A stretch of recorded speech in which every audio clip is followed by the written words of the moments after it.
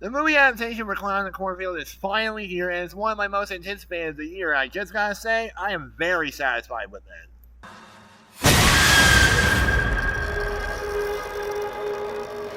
Looking for a fresh start, Quinn and her father moved to the quiet town of Kell Springs.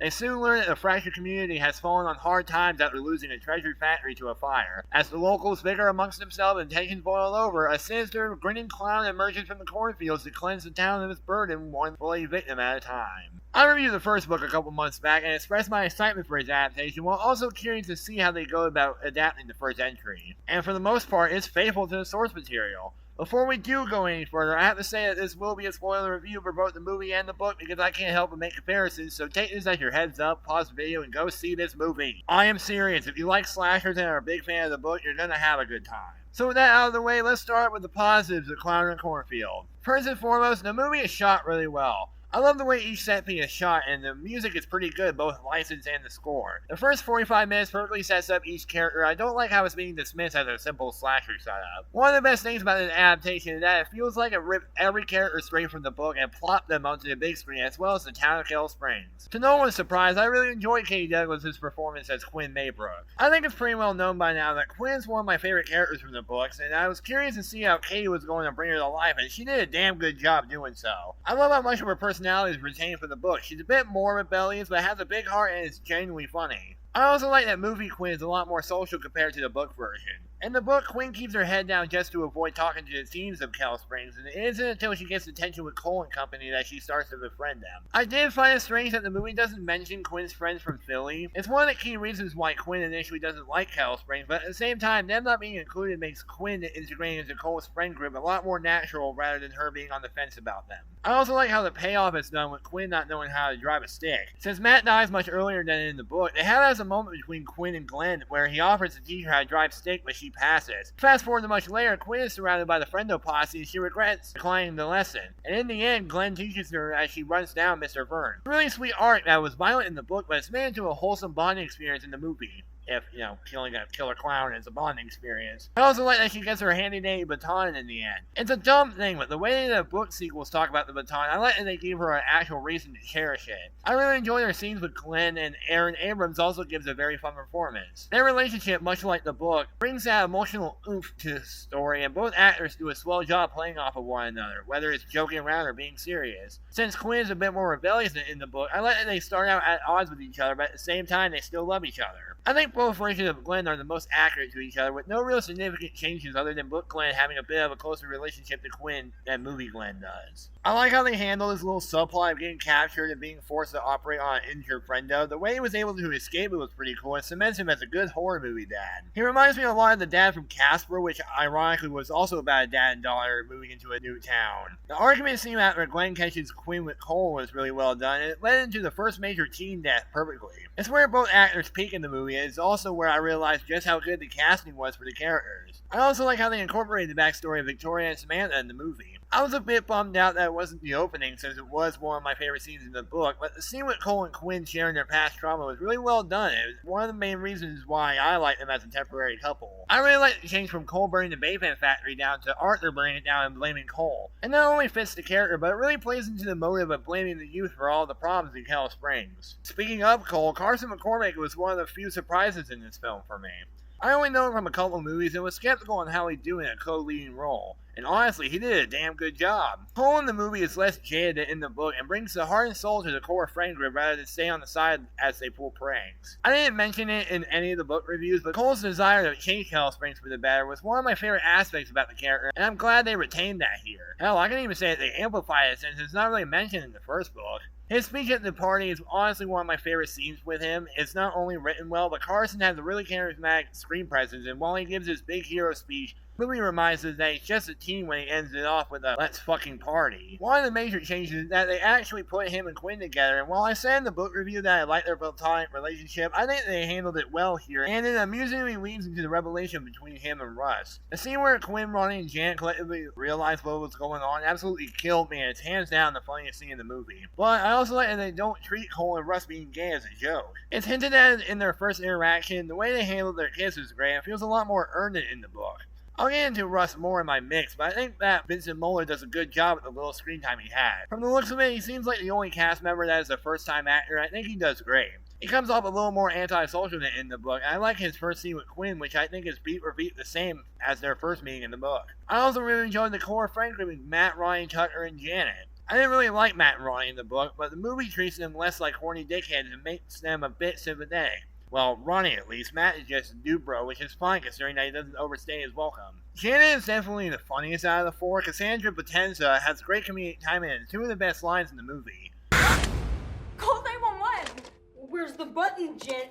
What is this? What kind of phone is this? I enjoy watching the group hang out before Tucker's death.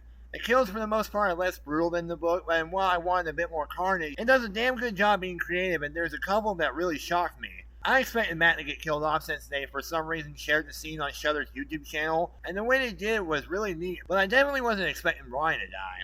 I thought they were going to at least have one of the teens be a friendo like in the book, but I think it works well in the movies as they do tweak the motive. Speaking of friendo, I think the costume design is on point. It's another thing where the costume feels like it was ripped straight from the book, and I love the variation of weapons each one has. I'll get into who's behind the mask in the mix, but I just had to point out just how picture perfect they were able to make the costume.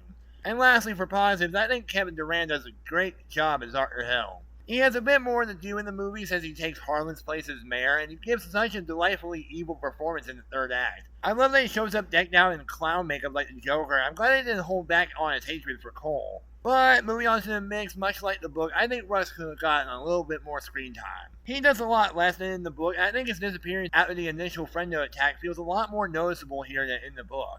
It's not a big deal, but he's one of the main reasons why Quinn fights back against the Friendos. Making Quinn rebellious is fine, but that shouldn't be the sole reason why she's able to fend off Friendo by herself. Rust in the book taught her how to shoot a rifle, and I feel like not having that in the movie made his character kind of pointless to have around, other than to kill Friendo and get the main group out of the shed. The opening, while brutal, doesn't really make sense to be there in the grand scheme of things, other than to set a precedent that the town has been killing teens as Friendos for generations, which is a solid change. And this isn't a bad thing, but the movie leaves out a lot of the psychological torment on the teens that was very prevalent in the book.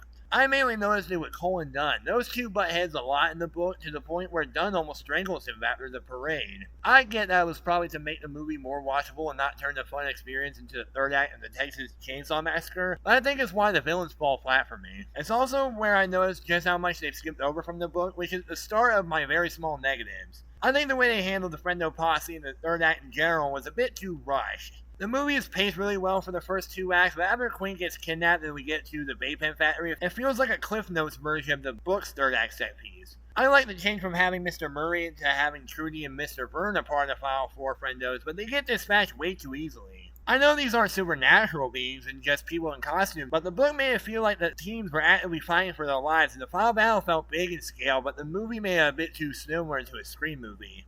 It doesn't really pack the same punch to me. This is also where I was a bit disappointed with how Dunn was handled. Dunn in the book is a really well done villain. He's tense from the moment he's introduced to the moment he dies, and while I really enjoy Will Sasson's performance as the character, he just isn't that threatening to me. Dunn's evilness towards the teens is mostly cut out and is reduced to being a twist villain, which I think is fine for people who don't know anything about the books, but it makes me disappointed that they didn't at least have his reveal scene. Without the reveal, he and Cole just disappear until Quinn gets kidnapped, but to be fair, that's more the movie's fault than the character. The film is a breezy 96 minutes, and while I appreciate that it isn't 2 hours, I think it could have at least had 10 more minutes just so that third act can simmer a bit more.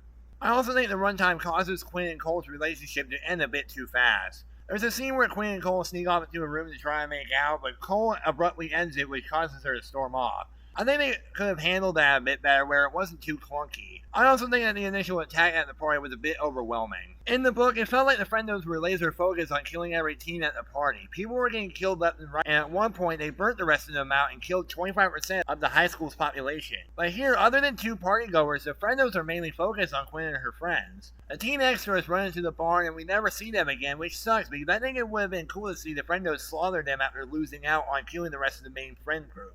It also kind of makes the motive of eliminating the troubled youth muddled, since by the end of the movie they only killed like 10 teens. But that's really it in terms of negatives, and even then it didn't ruin the movie for me. Clown In A Cornfield is a flawed but well executed adaptation of the first book. It's made by people who genuinely love the books. Almost every character is utilized well. It has a badass final girl in Quinn Maybrook, and it's genuinely hilarious at times. The movie may get flack for it, but the comedy works so well for me, and it never manages to lose the balance between having scary moments and making a quick joke. The landline scene is the more obvious joke that people like, but I personally think that the scene with Glenn finding out that Quinn snuck out was hilarious.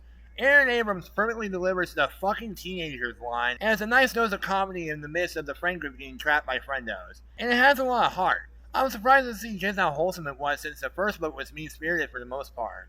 Add that to the chaos of the second half and creative kills, you got yourself a great adaptation. This is one of those rare occasions where the adaptation is just as good as the book, and even if you don't have any prior knowledge of the novel, you're bound to still have a great time. For right now, I'm going to give the movie adaptation of Clown In A Cornfield a solid 9.5 out of 10, a great start to a potential movie franchise.